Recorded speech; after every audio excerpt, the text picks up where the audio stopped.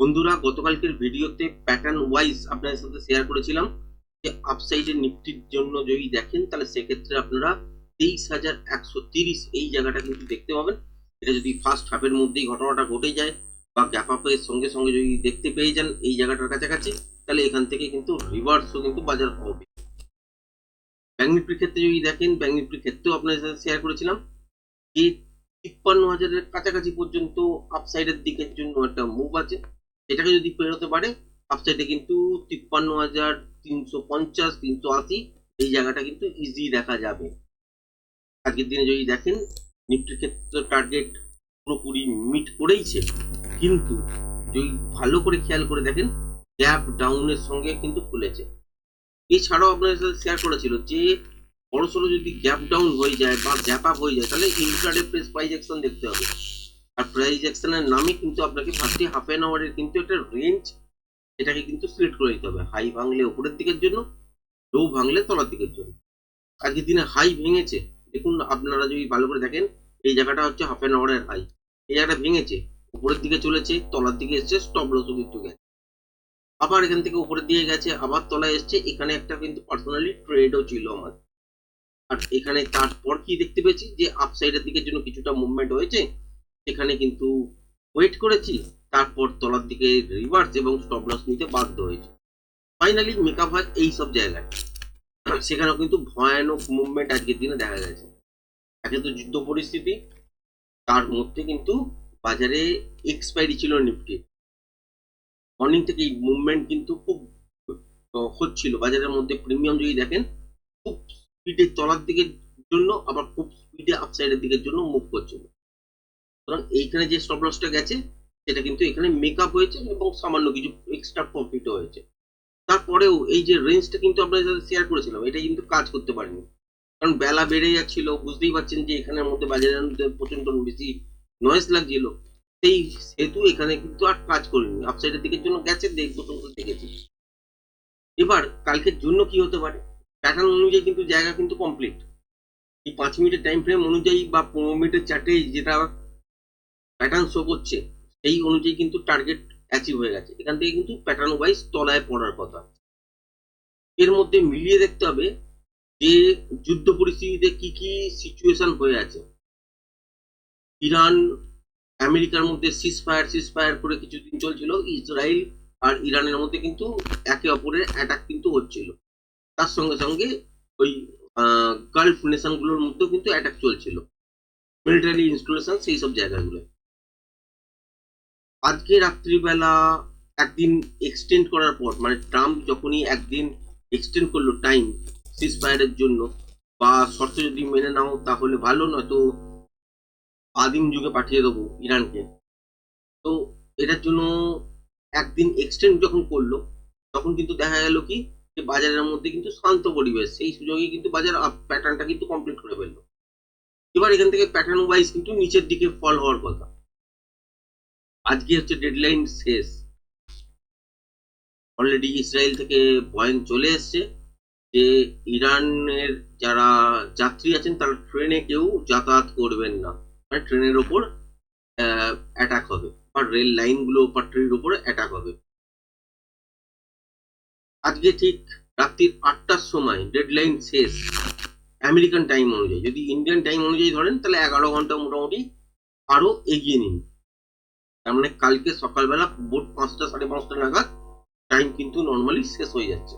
তার মধ্যে যদি কোনো পজিটিভ খবর আসে, এখানে প্যাটার্ন ওয়াইজ নেগেটিভ সেন্টিমেন্ট দেখবেন হয়তো, কারণ প্যাটার্ন কমপ্লিট করেছে। এর পরের মুভটা কিন্তু এখান থেকে তলার দিকের জন্যই হওয়া উচিত, খুব বেশি বড় না হলেও কিন্তু তলার দিকের জন্য আসা উচিত, তাহলে ট্রেড পাবো।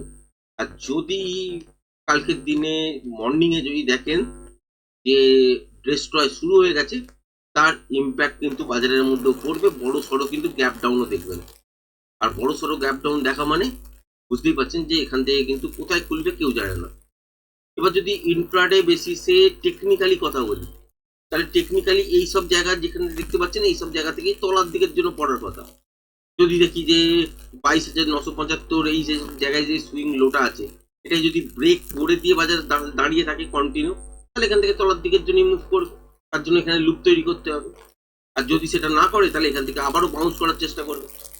এবার যদি দেখি যে এই লেভেলটা ব্রেক করেছে, যেটা হচ্ছে 22,900, এই জায়গাটা যদি ব্রেক করেছে তাহলে এখান থেকে তলার দিকের জন্যও পড়তে পারে। আর যদি দেখি যে ব্রেক করার পর কন্টিনিউ সাস্টেন করে যাচ্ছে এই লেভেলটার ওপর, তাহলে এখান থেকে একটা স্ক্যালপিং মুভ আপসাইডের দিকের জন্য দেওয়ার চেষ্টা করবে। সেখানে কিন্তু ইন্টারডে ফেস প্রাইসেস দেখতে হবে এবং হাফ অ্যান আওয়ারের কিন্তু হাই আর লো এটাকে মার্ক করতে হবে।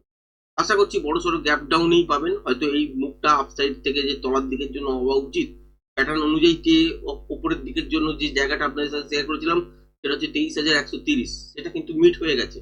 এবার তলার দিকের জন্যই পড়া উচিত। এখান থেকে কিন্তু কোনো রকমই আপনি মেলাতে পারবেন না যে এই মুভটা কিভাবে হবে। যদি নর্মাল অবস্থায় থাকতো তাহলে আমি বলতাম যে এই সব জোনের কাছাকাছি এখানে কিন্তু বেশ কিছুক্ষণ মর্নিং এ টাইম কাটাবে, তারপর কিন্তু ইন্টারডে সুইং লো ব্রেক করলে তলার দিকের জন্য মুভমেন্ট কিন্তু পাবেন। কিন্তু সেই সিচুয়েশনটা নেই।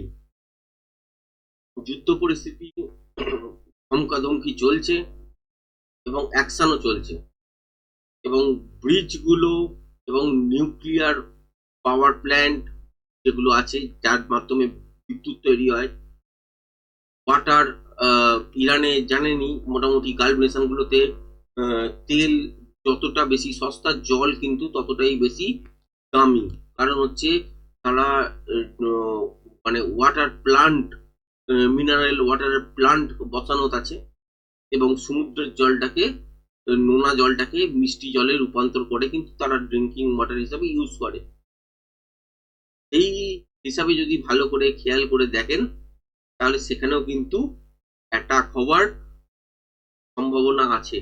যদি আমেরিকা এসব জায়গায় করে দেয় অ্যাটাক, তাহলে ইরানের তো ধ্বংস হলেই হলো, ইরানও কিন্তু পাল্টা অ্যাটাক এই গালফ নেশন গুলোতে করবে এবং এশিয়ার মধ্যে আরো কিছু দেশ হতে পারে, সেটা মেবি পাকিস্তান হতে পারে।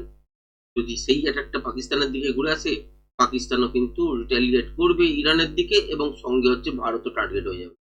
তো এইরকম করে করেই কিন্তু যুদ্ধের স্কেলটা বাড়তে থাকবে, তত কিন্তু নেগেটিভ সেন্টিমেন্ট মার্কেটের মধ্যে পড়বে। এত কথা বলছি এই জন্যেই যে আজকের বাজার থেকে আপনি কিছু টেকনিক্যালি বুঝতে পারবেন না এই মুখটা তলার দিকে এবার আসা উচিত। এখন আপনাদের বলছি যে এই মুখটা এবার তলার দিকে আসা উচিত, কিন্তু খেয়াল রাখতে হবে যে বাজারের পরিস্থিতি কি দাঁড়াচ্ছে।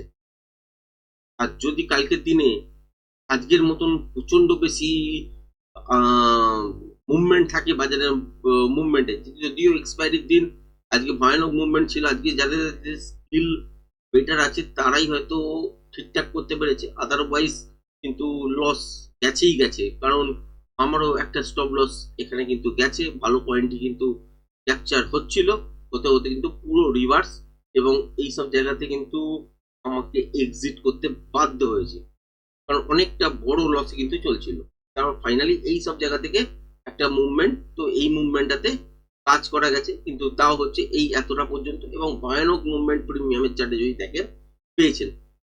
আর সেই মুভমেন্টটা তুমি নেওয়ার পরই দেখা গেল যে সামান্য কিছু লসটা কভার করার পর সামান্য কিছু প্রফিট, ব্যাস তারপরে কিন্তু ট্রেডিং রান সমাপ্ত। এবং এইটুকুনি বোঝা গেল যে বাজারের মধ্যে কিন্তু এরকম ভয়ানক মুভমেন্ট যদি হয় তাহলে কিন্তু কাজ করাটা উচিত নয়।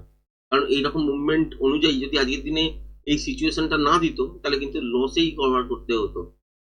তো এই জায়গাগুলো ভেবে কিন্তু কাজ করবে কালকের দিনে। যদিও আশা করবো যদি বড় সড়ো গ্যাপ ডাউন আপনারা দেখে নেন, তারপর বাজার হয়তো একটা জায়গায় থমকে যাবে, আর থমকে গেলে সেখানে হয়তো ট্রেড বেরোবে না। আর যদি ভয়ানক মুভমেন্ট একবার আপ সাইডে একবার ডাউন সাইডে ছোটখাটো রেঞ্জের মধ্যেও যদি করে, তাহলেও কিন্তু যদি দেখেন যে প্রিমিয়াম একবার তলার দিকে হু করে পড়ে যাচ্ছে, একবার তলার দিকে হু করে বেড়ে যাচ্ছে, কারণ এই পার্টিকুলার এই সব জায়গা থেকে এত দূর পর্যন্ত একটা প্রিমিয়াম আমার মনে আছে, সেটা হচ্ছে আপনার এখানে ছিল 60 টাকা আর এখানে ছিল হচ্ছে 135-36 টাকা, এই জায়গাটা পর্যন্ত, মানে একটা 5 মিনিটের মধ্যে এতটা মুভমেন্ট। তো বুঝতে পারছেন তো এইরকম টাইপের সিচুয়েশন যদি বাজারের মধ্যে চলে আসে, আলটিমেট ট্রেড কিন্তু না করাই ভালো। যারা যারা বিগিনার্স আছেন অ্যাভয়েড করার চেষ্টা করবেন। আর টেকনিক্যালি যদি বলেন, যদি কালকে মানে কোনো রকম ডিস্টারবেন্স না হয় বা যুদ্ধ নতুন করে অন্য একটা মাত্রায় যদি না আসে, তাহলে আলটিমেট আমরা এই সব জায়গা থেকে তলার দিকের জন্য মুভ করতে দেখবো টেকনিক্যালি, আশা করছি। তার জন্য ইন্টারডে ফ্রেশ প্রাইস অ্যাকশন দেখতে হবে। আর যদি কোনো বড় সড়ো ব্যাড নিউজ চলে আসে, তাহলে কিন্তু বড় সড়ো গ্যাপ ডাউনের সঙ্গে দেখছেন, এবং তারপর কিন্তু ইন্ট্রাডে ফ্রেশ প্রাইস অ্যাকশন অনুযায়ী এবং প্রিমিয়াম কিরকম ওপর নিচ করছে তার উপর ডিপেন্ড করে, এবং ইন্ট্রাডে ফ্রেশ প্রাইস অ্যাকশন অনুযায়ী কি ধরনের প্যাটার্ন তৈরি হচ্ছে সেই অনুযায়ী প্রজেকশন লেভেল ড্র করা এবং পিয়ার লেভেল সেট করে ট্রেড করা, এছাড়া কিন্তু কোনো কাজ নেই। আজকের ভিডিওটা এই পর্যন্তই রাখলাম। যারা যারা বুঝতে পেরেছেন তারা কমেন্টস করে জানাবেন, আর যারা যারা বুঝতে পারেননি এখনো তারাও কমেন্টস করবেন, কোথায় প্রবলেম হচ্ছে বুঝতে সেটাও জানাবেন। তো আজকের ভিডিওটা এই পর্যন্ত রাখলাম। ধন্যবাদ।